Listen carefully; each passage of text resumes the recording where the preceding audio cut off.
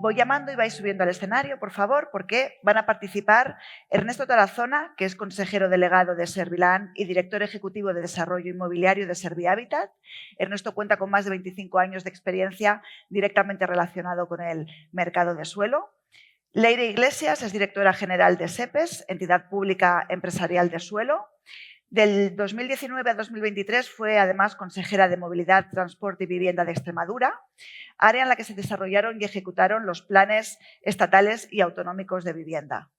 Tomás Gasset, fundador y consejero delegado de Urbania. En su faceta más emprendedora, la compañía tiene un hub de innovación desde el que se mantiene actualmente la participación de 13 startups en diferentes fases.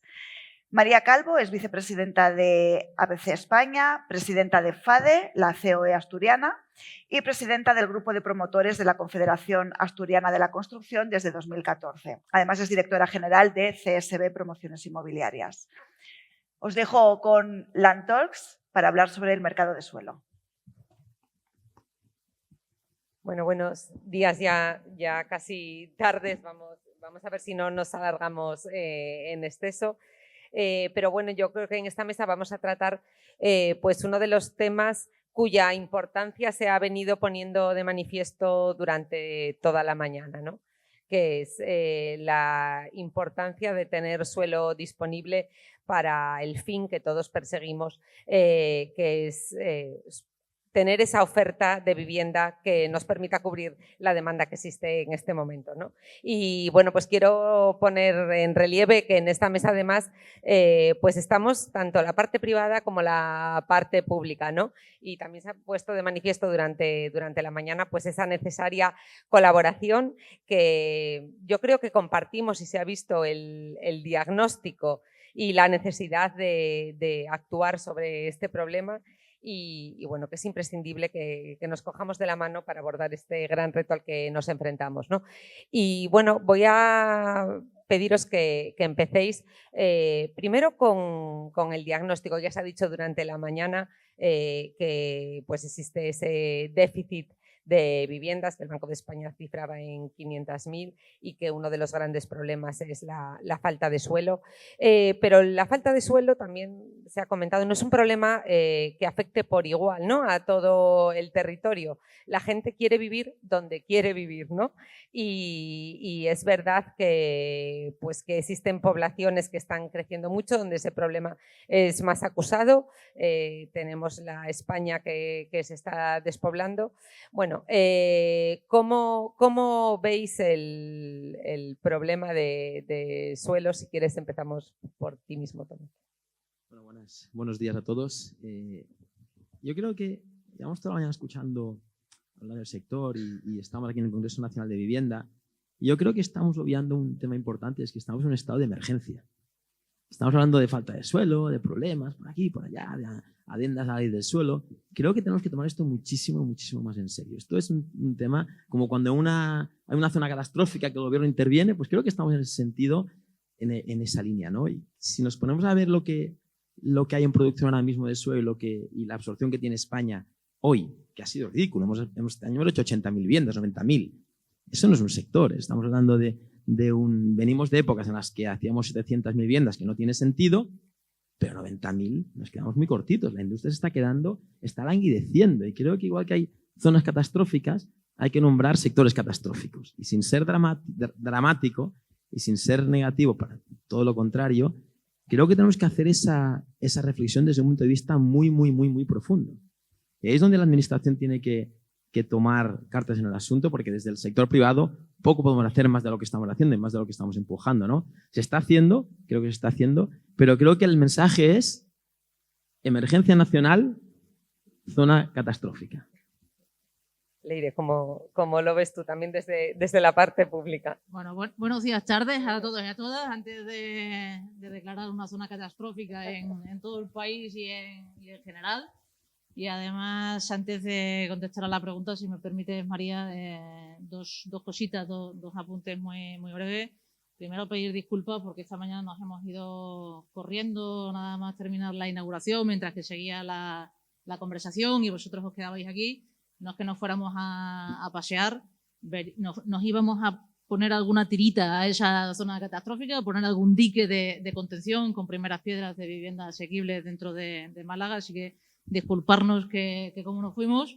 Y segundo, porque me tendré que ir según el horario previsto y no con el retraso, justo para poder seguir poniendo otros diques en Málaga de contención para poder seguir urbanizando y habilitando suelo para vivienda asequible en la ciudad, y tenía algunas reuniones pendientes y en ese sentido le pedí a María que me dejara disculparme antes de empezar.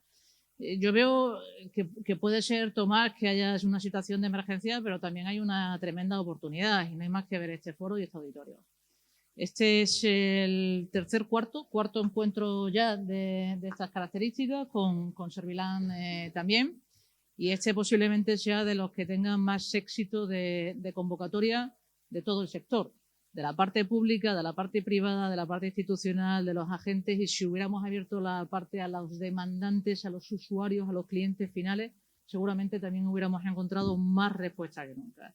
Y esto, lejos de ser una cuestión para preocuparse, lo que debería ser es una oportunidad. Es verdad, y daba algunos datos Tomás, y yo me sumo, a que la oferta y la demanda ha ido condicionando la situación del punto de partida de diagnóstico que tenemos. En el año 2005, previo a la burbuja inmobiliaria, se daban en este país 865.000 cédulas de habitabilidad al año. Una auténtica barbaridad, 865.000. Y justo después construíamos como motos, que dirían algunos, ¿no? En los debates del prime time, ¿no?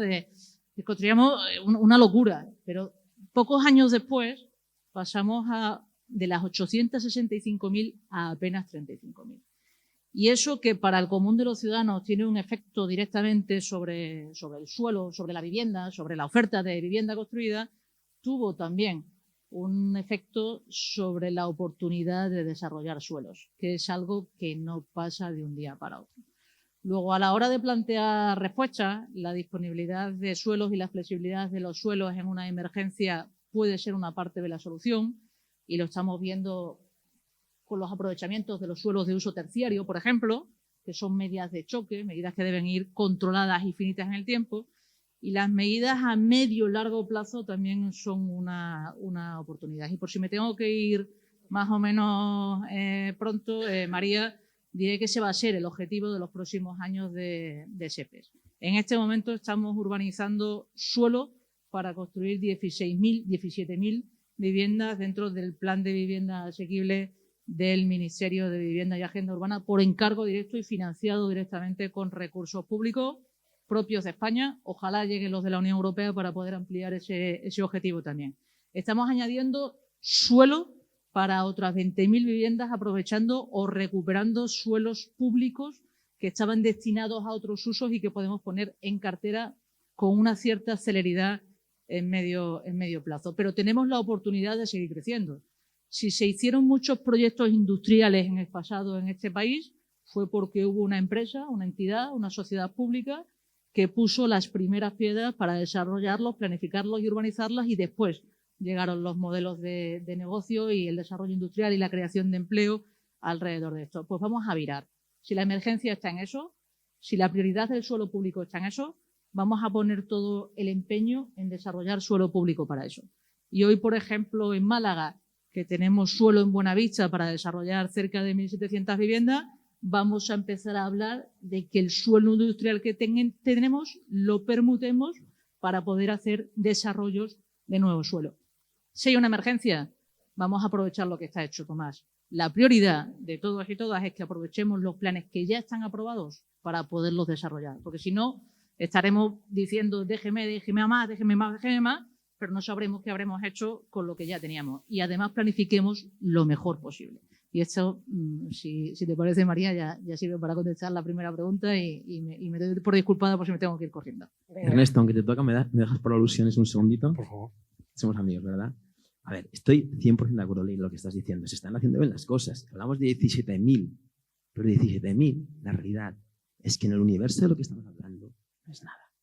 No es nada. O sea, esfuerzo máximo, agradecimiento máximo, Buenavista, que está al lado de un proyecto nuestro Z, magnífico. O sea, nos encanta que vengáis a hacer y a urbanizar, que es algo que nunca lo ha hecho la administración. Ponerse a urbanizar, eso es una cosa que está haciendo en Málaga a través de SEPES. Al lado de Z, Buenavista, a urbanizar un sector. No se había hecho nunca. Esto es magnífico.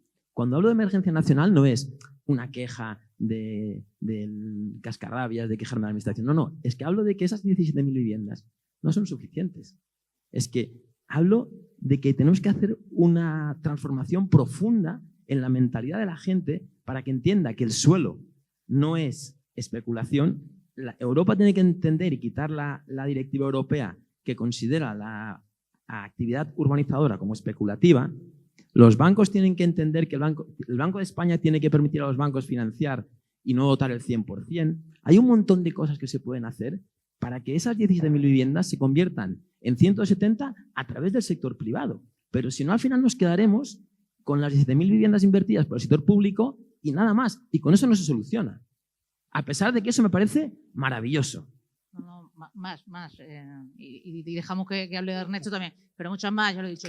Hemos empezado por las primeras 17.000 del plan de vivienda asequible financiadas 100% por el Ministerio. Suelos públicos, más las 20.000 que tenemos que incorporar, más las permutas de suelos que podamos hacer de reconversión de industriales a otras cosas. Es decir, lo que he dicho es que hay una voluntad en este momento. Si planteamos medidas de emergencia para dinamizar todos los suelos públicos que podamos, aprovechando los planes que están aprobados para ponerlos a disposición del sector. Y ahora hablaremos de financiación y de colaboración público-privada y otras cosas que están en la agenda y el guión que tiene María y que seguro que son de interés para el resto del público. No lo vamos a limitar a 17.000 viviendas ni muchísimo menos. Bueno, buenas tardes a todos. Yo no me quiero poner como mediador, no es el papel. Sí que es cierto que Servilán, como operador específico del mercado de suelo, que además atendemos a clientes públicos y a clientes privados, lo que estamos diagnosticando, llevamos diagnosticando desde hace mucho tiempo, es que la solución al problema de la vivienda deriva de la transformación del suelo. Y ahí llevamos atascados décadas. ¿Estamos mejor que antes? Sí. Y yo creo que estamos mejor, cada año vamos progresando. Además, Landtalks es un evento que se hace con carácter anual y hacemos agenda anual para ver cómo evolucionamos y cómo prosperamos. Podemos decir que ya estamos viendo ejemplos de colaboración público-privada, como el caso que nos está ocupando y que estáis discutiendo, ya no solo aquí, sino en otras plazas. Esto es importante destacarlo. Hemos visto cómo don Francisco, el alcalde, ha sacado una licitación al mercado del Ayuntamiento de Málaga en el ámbito de Sánchez Blanca. Creo que es un paso adelante, muy por delante de lo que se está haciendo, desde el punto de vista que el planteamiento para la adquisición de esas parcelas puede ir en régimen de permuta, lo cual facilita realmente lo que es la entrada de capital privado en un momento determinado para ayudar al desarrollo de vivienda asequible. Aquí la cuestión que tenemos que empezar a remangarnos es, pensemos que suelo hay mucho, suelo urbanizable hay mucho en todas las plazas. El problema no es el suelo, el problema es cómo lo transformamos y en qué tiempos los transformamos. Aquí la propiedad, sea pública o privada, se va a enfrentar con los mismos problemas y eso los dos operadores que representamos ahora en el mercado, o SEPES o Urbania, nos lo pueden decir. Sea el ámbito que sea el sistema de gestión que sea. El problema es el mismo. Tenemos que agilizar, desburocratizar todo lo que es la transformación del suelo y un punto también que se ha hablado anteriormente en las otras mesas, ¿vale? en la que las compañías como AEDAS o como Uneinor empezaban, y continuaban compartiendo con nosotros la intensidad de capital que tiene este negocio, pero sobre todo en el suelo.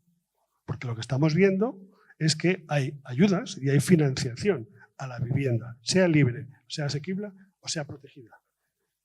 En el suelo no hay. Y creo que este es uno de los principales problemas que tenemos que abordar para que seamos capaces de agilizar y dinamizar el mercado del suelo, porque si no hay inversión no va a haber transformación. Bueno, habéis ya tratado muchísimos temas en la primera pregunta, pero vamos a intentar profundizar por partes, ¿no? Yo creo que en lo que hay consenso es que es necesario un plan de choque con medidas que tengan efecto más a corto plazo y otras medidas que tendrán su efecto más a largo plazo, pero que es imprescindible que empecemos ya a trabajar porque si no tendremos este problema recurrentemente, ¿no? Y bueno, yo creo que en eso estamos todos. Y una de las medidas sin duda necesarias es la de dotar a la legislación urbanística de mayor seguridad, ¿no? Se ha comentado la necesidad de aprobar esa deseada ley del suelo y comentábamos antes en el café que no hay mejor política de vivienda o ley de vivienda que una buena ley del suelo, ¿no? Desde luego no es lo único que hace falta además agilizar y simplificar la burocracia en todo el desarrollo posterior, pero sería una base esencial. Como veis, ¿creéis que la ley del suelo planteada pues sería un revulsivo importante y que otras medidas en cuanto a tramitación y agilización burocrática pues veis que deben ser tomadas? Bueno, yo creo que al hilo de lo que comentábamos con Leire, ¿no? La administración está con una voluntad inequívoca de que las cosas pasen. Y la ley del suelo es un ejemplo claro. La ley que se está desarrollando en otras comunidades también. Y ahí no tenemos ninguna duda que se están haciendo bien las cosas. Están escuchando al sector, se están incorporando temas muy interesantes, pero luego la realidad es que cuando nos bajamos al ruedo y nos topamos con el día a día, cuesta muchísimo que las cosas salgan. La ley puede estar bien diseñada, puede estar bien redactada. El legislativo entiende lo que está pasando y dota de ciertos artículos a la ley para poder, digamos, solucionar todos los problemas que estamos poniendo encima de la mesa. Pero la realidad es que luego te pones a trabajar y tienes 10 años para desarrollar un suelo, 4 años para desarrollar una acción puntual de elementos. Yo creo que ahí tendríamos que ser, una vez más, súper agresivos, súper comprometidos y empezar a trabajar con figuras que existen. El silencio administrativo, la declaración responsable, que primero empezó con las licencias en comercios. Ahora ya tenemos primeras ocupaciones con declaración responsable. Abramos el abanico al urbanismo. Hablamos del abanico a hacer silencio administrativo y declaración responsable para urbanismo también, que es necesario. Porque por muy bien que legislemos, si luego no hacemos que el día a día sea eficaz y ágil, estamos en lo mismo. Como bien decía Ernesto, en hecho lo que nos pasa a Tomás y a mí es que somos igual de perjudicados, ¿no? Es decir, que cuando hay un reparo a la ley del suelo que hace que cuando se paraliza un desarrollo, se paraliza completo, aunque sea por un error de forma de una cuestión parcial, la seguridad jurídica o la inseguridad jurídica se nos está generando absolutamente todos. Que hoy en un foro como este se pueda afirmar con esa solvencia y con esa rotundidad que estamos todos de acuerdo en la necesidad de que esa modificación de la ley del suelo se tramite con el mayor consenso posible en las Cortes Generales y que se haga en el menor tiempo posible, pues es una cosa que nos viene muy bien, porque todavía no hemos sido capaces de convencer a todas las fuerzas políticas, a todo el espacio político de esa necesidad. Y creo que el empuje o la claridad con la que lo estáis diciendo pues seguramente venga bien, porque al final esto es un problema de país y es un problema de todos, del sector privado y del sector público, de los que trabajamos en el ámbito estatal y sobre todo de los ayuntamientos, de las corporaciones locales y de la administración autonómica a la hora de desarrollar sus iniciativas. Y ahí vamos a desbloquear, a descongelar algunas actuaciones urbanísticas que pueden ser proyectos de vida para ciudadanos y ciudadanas en el tiempo más inmediato posible. La simplificación administrativa es una buena herramienta si se utiliza bien, si se establecen plazos adecuados, con silencio positivo o con silencio negativo. Si es que no es un problema de silencios, es un problema de agilidad. Y en esto nosotros también somos sufridores. El día 13 de julio registramos el proyecto de urbanización de Buenavista. Pues cuanto antes se revise por el ayuntamiento, cuanto antes se lleve a pleno, cuanto antes se apruebe inicialmente, cuanto antes lleguen los informes ambientales sectoriales de la comunidad autónoma, pues antes podremos licitar obras. Y esto a mí me pasa exactamente igual que a ti. Sí lanzo la posibilidad de que haya cosas que hasta ahora no hemos probado y que podamos empezar a probar, como el buscar la colaboración público-privada, no solo en el momento de la edificación, sino también el de la promoción del suelo. Todo lo que podamos adelantar administrativamente de licencia, bienvenido sea. Y todo lo que podamos adelantar administrativamente después de plazos de ejecución, pues bienvenido sea también. Y de eso se ha hablado mucho esta mañana, de cómo hoy los proyectos se hacen más rápido, de cómo se pone la inteligencia artificial o la robotización o la simplificación al servicio de poder acelerar sin perder en calidad de edificatoria, pues hagámoslo también sobre la base del suelo, y para eso, desde luego, contad con SEPE sin ningún tipo de duda, porque en esta discusión, Tomás, sufrimos exactamente el mismo problema. Nosotros creemos que, bueno, primero, el plan de choque es necesario, pero también hay que tener un plan estratégico, ¿vale? Porque el choque es más táctico, es más a corto plazo, que es donde tenemos la necesidad y la urgencia, pero hay que tener una estrategia que nos permita ayuda, sea quien esté arriba en el gobierno, a cumplir con los objetivos que nos estamos marcando con la agenda. Para esto, la aprobación de la ley del suelo de seguridad jurídica es el primer paso. O sea, es decir, si no tenemos este paso, va a ser complicado que podamos aplicar otras medidas y otras tácticas, vamos a decirlo así, ¿no?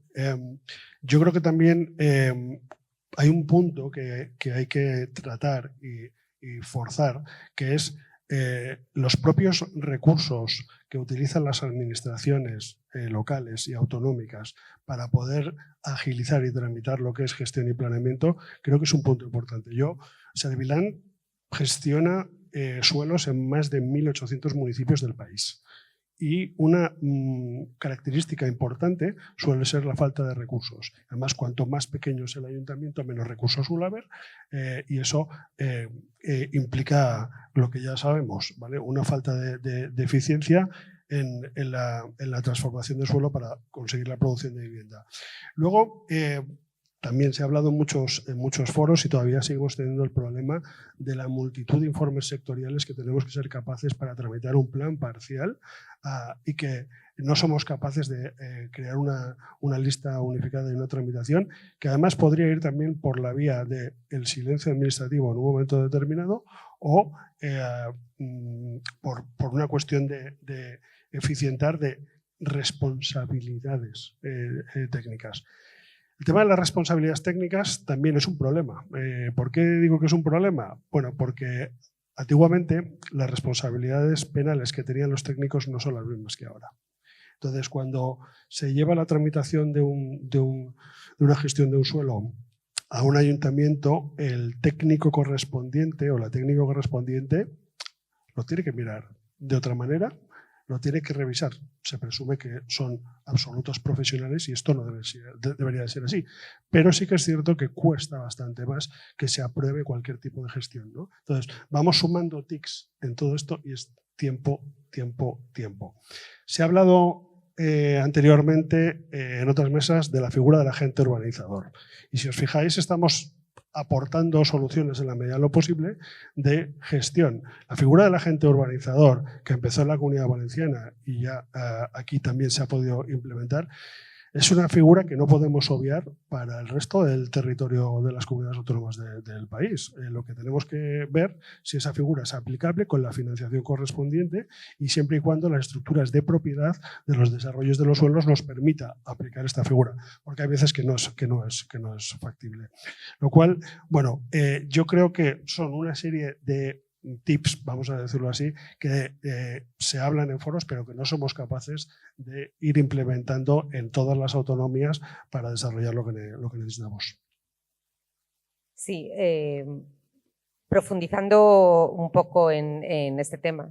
Es cierto que se ha regulado, tenemos la sensación de que se ha regulado con la intención de dotar de mayor seguridad después de la mala experiencia pues que se vivió antes o con la crisis inmobiliaria, y que la consecuencia que ha traído esto es la paralización, ¿no? Yo creo que estamos rompiendo el mantra que quizá el culpable de lo que ha ocurrido no fue tanto el suelo o el exceso de suelo, sino cómo estaba financiado. pero que ahora toca recuperar esa agilidad y que superponiendo normas y normas lo único que hacemos es paralizar, ¿no? Y también una reflexión que quiero que hagáis sobre las cargas urbanísticas que soporta el suelo, porque el suelo, además de gestionarse, tiene que ser viable, ¿no? Y pues estamos viendo pues que muchas de las cargas que soporta pues, en algunos municipios o lugares lo hacen inviable, y por otra parte se le exigen una serie de dotaciones que quizás sean innecesarias para la realidad actual, ¿no? Es decir, la legislación urbanística es relativamente estática, los planes generales duran mucho tiempo, las necesidades de la sociedad van cambiando y vemos en muchos ámbitos pues, que se han desarrollado suelos con exigencias de unas dotaciones que luego no eran necesarias, ¿no? Y que en cambio pues, se han soportado esas cargas. No sé, bueno, una reflexión sobre esto. Esa es una muy buena reflexión. Mira, yo creo que el sector se divide entre dos tipos de gestores del suelo, ¿no? Los que lo tienen por castigo y los que lo tenemos por amor. Entonces, los que tienen el suelo por castigo, que son unos cuantos, han heredado un montón de suelos que no son viables. Es imposible. Cuando tú le pones a una organización 250 euros, 200 euros, ese suelo ya no es viable. Y ahí es donde a lo mejor entra también la parte de que llevamos peleando hace bastante tiempo, y es poder asemejar el desarrollo del suelo a la vivienda y utilizar fondos Next Generation para la vivienda. Imaginaos este apunte. Ahora estamos teniendo un proyecto de vivienda social en Valencia. Nos han dado 50.000 euros por vivienda de fondos Next Generation. Está muy bien, 50.000 euros por vivienda, son 500 euros por metro cuadrado. Vayamos a hacer suelo, con que nos den 100 euros, 150 euros para urbanizar un suelo, el efecto multiplicador es mucho mayor que dar los 50.000 euros por vivienda para el desarrollo de vivienda social. Creo que ahí es donde entra la desdemonización del suelo y entender que el suelo es necesario para luego hacer esas casitas. Eso por un lado, sin lugar a dudas. Por otro lado, también existe el temor de la administración a la gran especulación, ¿no? al gran pelotazo, ¿no? Eso ya no existe. Eso ya no existe. Los promotores ganamos unos márgenes que son, yo no quiero decir ridículos porque puede parecer feo, pero son muy escasos. Ya no hay el pelotazo antiguo, histórico, del que desarrolla el suelo y acoge un diseminado y pasa de 0 a 1000, ¿no? Y eso hay que quitar un poquito también, la imagen del promotor, especulador, desarrollador de suelo, y entender que esa materia prima es necesaria para que luego venga todo lo demás de la industria.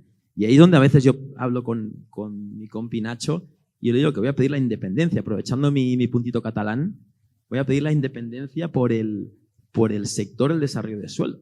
Porque al final APCE es promotores, constructores, pero faltaría poner y desarrolladores de suelo. En otros países en el que la industria está más desarrollada hay como dos industrias. Una es el land maker, ¿no? Land developer, y otra es el home developer. Y aquí yo creo que deberíamos o incorporar ahí el APCE y desarrolladores de suelo, o hacer una moción de independencia y hacer un sector específico, una patronal específica de desarrollo del suelo, porque no tiene nada que ver la industria del suelo con la industria de la promoción, ¿no? Bueno, perdón, yo creo que tiene mucho que ver. Lo que pasa es que yo creo que hacer el fronting, bueno, y habría que anexar esa mira 3 puntos nada más. El suelo tarda en desarrollarlo, con suerte, 6, 7, 8 años. Las casitas, cuando tenemos licencia, son 3. Financiación, en las casitas tenemos 100%. En el suelo, 0%.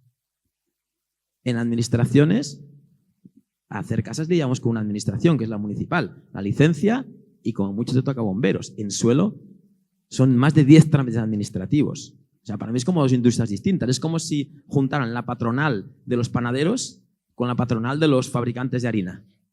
No tiene ningún sentido. Yo creo que tenemos que desarrollar una asociación específica. Lo estoy llevando al absurdo, pero que de verdad creo que el suelo merece esa atención especial. Yo no me voy a meter en la declaración de independencia respecto de APCE, no voy a entrar en ese negociado. Sí he abierto una posibilidad antes y es que intentemos agilizar procesos, no solapar normas, sino agilizar procesos, viendo la posibilidad de que, y ya existe, cuando uno tiene un 80% del suelo desarrollado, tiene los suministros elementales puestos en marcha y en funcionamiento, pueda empezar a simultanear fase de edificación, buscando poder contar con el producto final lo antes posible, pero si no de una llegamos forma allí, de no llegamos rentabilidad. Me quedo en lo de los fondos NEST que decías, Tomás, porque estamos ahora en pleno ejercicio de ejecución. O sea, lo que ahora tenemos que hacer con los fondos NEST es demostrar que somos capaces de gestionar bien esos fondos. Los fondos ya fueron desarrollados, fueron publicadas todas las bases, todas las convocatorias, la colaboración público-privada, el impulso en el modelo de Estado compuesto de relación con las comunidades autónomas para que lo dinamizaran, para los ayuntamientos. El dinero, el recurso financiero ya está a disposición del promotor en última instancia, y lo último ha sido además incorporar los créditos promotor a través del ICO. Y la maquinaria en ese sentido ya está engrasada, pero este es un programa que es finito, que tiene que ver resultados en un tiempo determinado y que en el año 26 tenemos que tener las consecuencias del impacto de los fondos NEST. Es verdad que hemos sido nosotros desde España quienes hemos apretado en la Unión Europea para que el nuevo gobierno de la Unión Europea, la Comisión Europea, que a fin de cuentas es el gobierno europeo, cree un comisariado específico de vivienda. Crear un comisariado específico de vivienda no es tener una figura de un comisario o una comisaria europea, es tener una agenda propia de vivienda, no sé si con independencia o independencia de suelo y edificación y harina y pan, pero en cualquier caso de todo lo que tenga que ver con la vivienda, porque esto es un asunto que no es solo doméstico, esto no es un asunto de país, no es solo un asunto de España, es un asunto que en este momento pues ocupa y preocupa en todo el continente, en toda la región, en toda la Unión. Hagamos y planteemos, igual que la ministra se ha ofrecido antes en su intervención, a incorporar en el próximo plan de vivienda acciones que sirvan para tener esas herramientas de choque. Hablemos también, cuando se cree ese comisariado, de cómo continuar con líneas que tengan que ver también con la parte del suelo. El suelo, al fin de cuentas, y entrando por lo que decía María, y porque tuvimos una previa muy animada a los 4 por videoconferencia, que casi la podíamos haber alargado hasta el día de hoy, el suelo, a fin de cuentas, es lo único que no se compra ni se vende en cuanto a territorio, que es finito. Es decir, uno puede comprar energía, puede comprar agua, puede comprar productos de primera necesidad, puede comprar la transformación de esos productos de primera necesidad. Es verdad que cuando se declara una pandemia uno se da cuenta de las limitaciones de si no es productor propio, pero en general casi todo se puede comprar y vender, pero el suelo es limitado. Luego el suelo tiene ese carácter o esa necesidad de ser regulado para que cuando se hacen desarrollos pues se garanticen las prestaciones fundamentales de los servicios a ciudadanos. ¿Quiere decir eso que no exista flexibilidad? ¿Quiere decir eso que no tengamos que encorsetarnos con los planes generales? No, quiere decir que esos instrumentos de flexibilidad hay que ponerlos encima de la mesa también, como ahora estamos haciendo en algunos casos pues con los suelos de terciarios o de equipamientos que estamos convirtiendo en dotacionales para dar respuestas a necesidades concretas.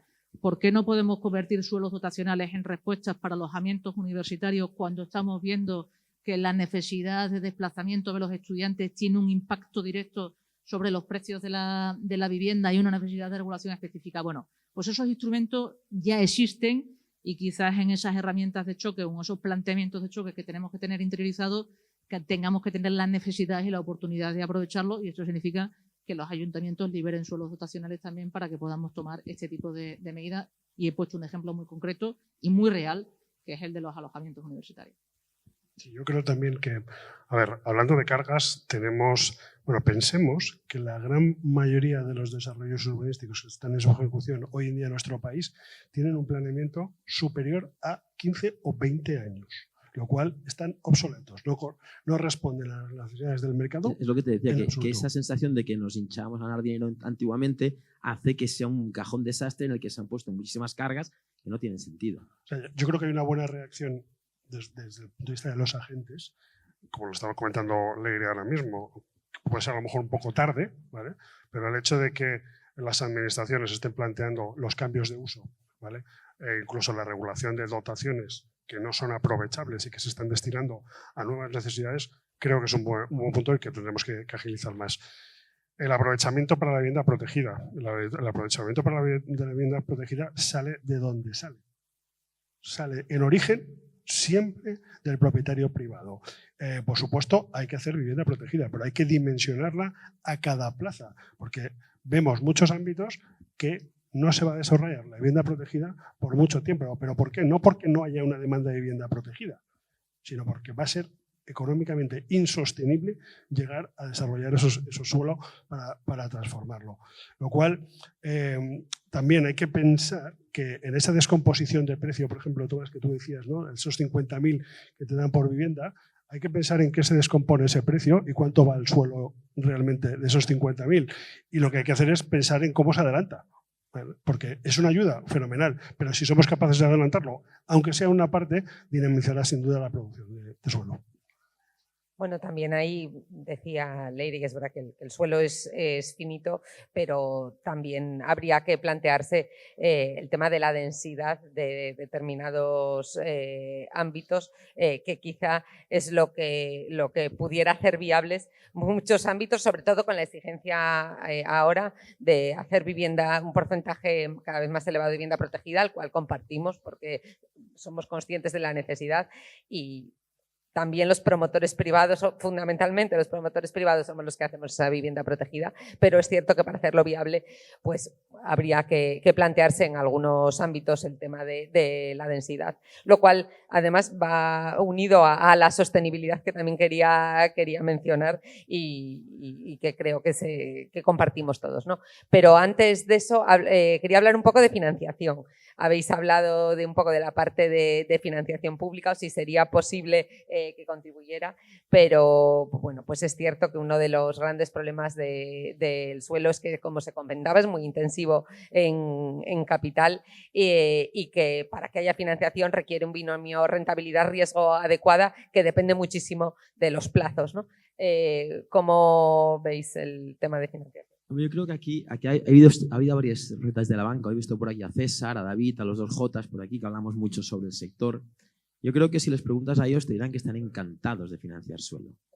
Estarán encantados porque al final su negocio está viniéndose abajo. Si tú miras con un poquito de perspectiva y con un poquito de zoom las cosas, el sector inmobiliario en España este año han invertido ellos unos 11.000 millones. 2.500 el Santander, 2.500 el Sabadell, 2.500 Santander, 1.500 la Caixa, 1.500 2.000 Sabadell.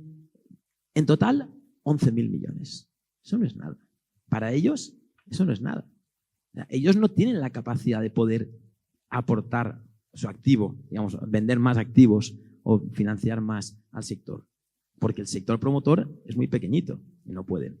Si no traeríamos esto al suelo, cambiaría mucho la película. Pero para ello que es necesario absolutamente es que el Banco de España no tenga el nivel de exigencia que tiene a sus recursos. Hagamos una idea. Para una industria agrícola o agroalimentaria, si le prestan un dinerito a un productor de olivos, la dotación que tiene que hacer de recursos propios del banco es del 15%. 15%. A un promotor del 50%. Al suelo del 100%. Es así de sencillo. 15%, 50, 100. El día en el que el Banco de España, ya no te digo el 15, asemeje la dotación o el consumo de recursos propios del suelo a la promoción, doblaremos esos 11.000 millones, pasarán a 25.000, porque el dinero lo tienen, pasarán a 25.000 y tendremos todos mucha más facilidad para desarrollar suelo. Para mí esa es la medida absolutamente número 1 que hay que tomar en este país para poder desarrollar más suelo. Yo coincido contigo, Tomás. La banca tradicional ni está ni se le espera para financiar suelo, porque el marco regulatorio del Banco de España es muy rígido con esto y viene de donde viene, lo cual hay que entenderlo. Pero claro, ¿qué alternativas nos sugiere? Bueno, pues que el capital que entre en el desarrollo urbanístico sea capital privado. Es un capital más exigente, lo cual encarece el desarrollo y además, teniendo en cuenta el marco jurídico en el que todavía estamos, cuesta mucho más, lo cual tenemos que conseguir, lo decía antes David y Borja, hay que irse a los mercados internacionales a financiarse. Es carísimo y cuesta mucho dinero, o sea, perdón, cuesta mucho tiempo, ¿no? Entonces, aquí sí que tiene que haber una solución y un pacto, vamos a decirlo así, de modificación y cambio regulatorio. Me faltan las dos, Ernesto. O sea, en promoción tenemos las dos. Tenemos el financiador, el fondo que nos financia el proyecto, que nos ayuda a financiar el proyecto, y el banco que nos financia la operación. Tienen que estar las dos. Si hacen falta las dos, hace falta mejorar tiempos para que el sector financiero se crea el desarrollo del suelo y hace falta mejoras en las condiciones para los bancos para que el banco nos financie la operación y la organización. No, nos preguntaba María por sostenibilidad y es que hemos pasado ya a la fase 2, es decir, hemos pasado ya de lo emergente, de lo urgente, de cómo aprovechamos lo que existe, a cómo vamos a ir pensando en lo que pueda existir.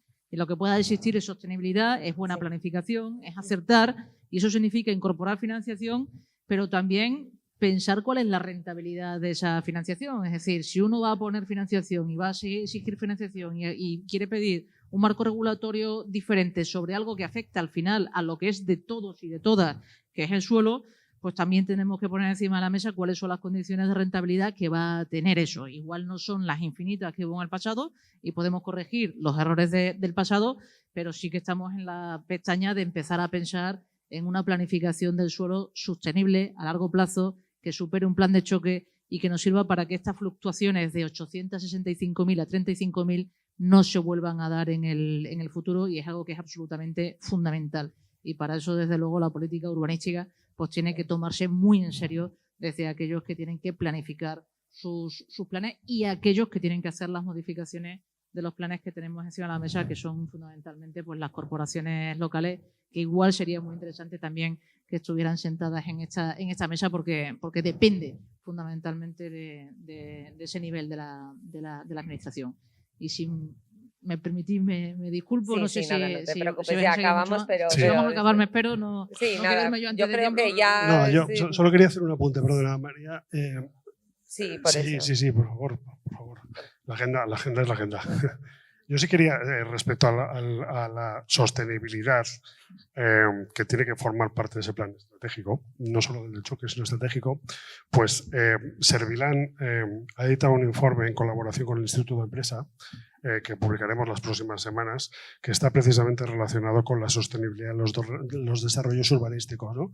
Y este informe, que podréis consultar las conclusiones en unas semanas, precisamente lo que pone de manifiesto es la combinación de todos los factores de sostenibilidad económico, social y medioambiental, pero no desde la visión de la edificación, que lo hemos visto antes en la anterior exposición, sino desde la visión del suelo. O sea, ¿qué es necesario incorporar en la transformación de suelo para que haya sostenibilidad hasta la edificación?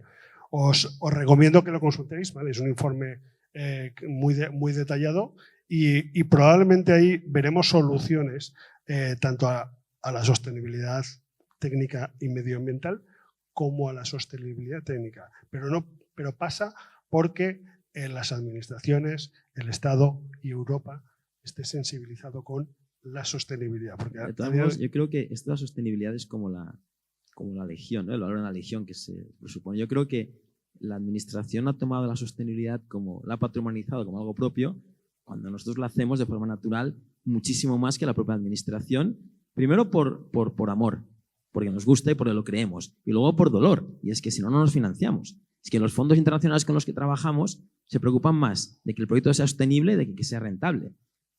Hemos hecho una venta de un portfolio grande a un gran fondo y la DIU medioambiental ha sido mucho más potente que la financiera o la urbanística, ¿no? Yo creo que la administración ahí tiene que relajarse con el tema de sostenibilidad, porque todos estamos en la misma línea y cualquier medida que pedimos, el impasse que hemos pedido en Andalucía se llama impulso al desarrollo de suelo sostenible, le ponemos la sostenibilidad al final, o sea, que no es patrimonio de la administración no nos pueden regañar por no ser sostenibles, ¿no? No, yo creo que es un dilema. Es un dilema. Es un mínimo. O sea, sí, efectivamente. Es un must que tiene que estar ahí y tiene que ser compatible con la inversión y el desarrollo. No se pueden plantear en ningún caso como disyuntiva, ¿no? Rentabilidad versus sostenibilidad. Tenemos que trabajar y así lo hacemos en ambos. Bueno, pues yo creo que ya en el tiempo que hemos tenido hemos abordado más o menos todos los temas. Si queréis a modo de conclusión alguna anotación final rápida. Yo insistiría, muy rápida. No está al aire, pero se le doy luego a ella de manera un mensajito que no se crea que es un ataque personal, sino es a toda la administración. Yo creo que se están haciendo cositas y se está intentando y le ponen ilusión y ganas y quedan muy bien las palabras. Pero la realidad es que si esto lo comparas a la pandemia, estamos encontrándonos en la que tenemos una pandemia y estamos dándole vitamina C a los ciudadanos para que a largo plazo, a ver si con la vitamina C tienes más defensas y también vamos a aprender a poner la bufandita bien para que no nos coja dolor en el cuello y dentro de 15 años a lo mejor esa vitamina C nos ha hecho muy fuertes y con eso hemos conseguido... Estamos muy lejos de eso. Hacen falta las puñeteras vacunas. Nos entraron a todos, como corderitos, nos pincharon a todos, pues de una forma, digámosle,